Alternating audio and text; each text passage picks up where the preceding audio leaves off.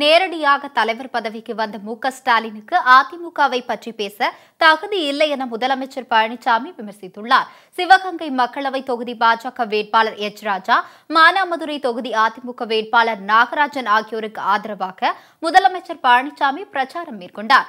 அப்போது மக்களின் எண்ணங்களை அறிந்து பல்வேறு நலத்திட்டங்களை செயல்படுத்தி வருவதாக தெரிவித்தார். மேலும் கட்சிக்கும் ஆட்சிக்கும் பாதிப்பு ஏற்படுத்த நினைத்த சிலரின் சூழ்ச்சிகள் தவிடு பொடியாக்கப்பட்டுள்ளதாக அவர் குறிப்பிட்டார்.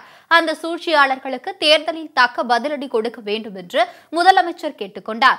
மேலும் திமுகவையும் ஸ்டாலினையும் கடுமையாக விமர்சித்து பேசிய முதலமைச்சர், தொண்டனாக இருந்து உழைக்காமல் நேரடியாக தலைவர் பதவிக்கு வந்த ஸ்டாலினுக்கு அதிமுகவை பற்றி பேச தகுதி இல்லை என விமர்சனம் செய்தார். அவர் எத்தனை முறை சிவகங்கை நாடாளுமன்ற தேர்ந்தெடுத்திருக்கீங்க.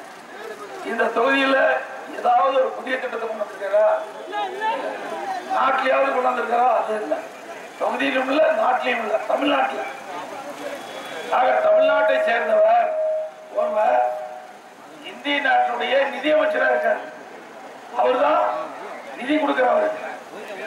அவ்வளவு பெரிய பொறுப்பில் இருக்கும் போது உங்களுடைய பகுதிக்கு எந்த திட்டத்தையும் கொண்டு வர முடியாத போது அவருடைய மகன் எப்படி செயல்படுத்த போறாரு? இதைத் தொடர்ந்து தூத்துக்குடியில் போட்டியிடும் பாஜக வேட்பாளர் தமிழிசை ஆதரித்து கோவில்பட்டியில் பிரச்சாரம் மேற்கொண்ட முதலமைச்சர் பழனிசாமி, தமிழகம் வளர்ச்சி பெற வேண்டும் என்ற நோக்கத்திலேயே மெகா கூட்டணி அமைத்துள்ளதாக தெரிவித்தார்.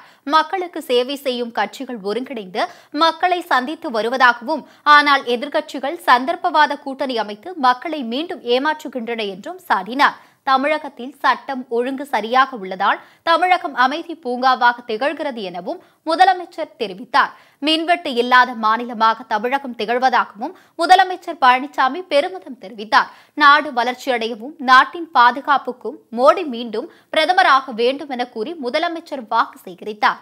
எதிர்கட்சியா இருக்கும் போது ஒரு முதலமைச்சர் மீதே பொய் குற்றச்சாட்டு சொல்றாங்கன்னா, இன்னைக்கு சாதாரண மக்கள் எல்லாம் இன்னைக்கு இவரெல்லாம் ஆட்சிக்கு வந்தா என்ன பாடுபடுத்துவாங்க சிந்திச்சு பாருங்க.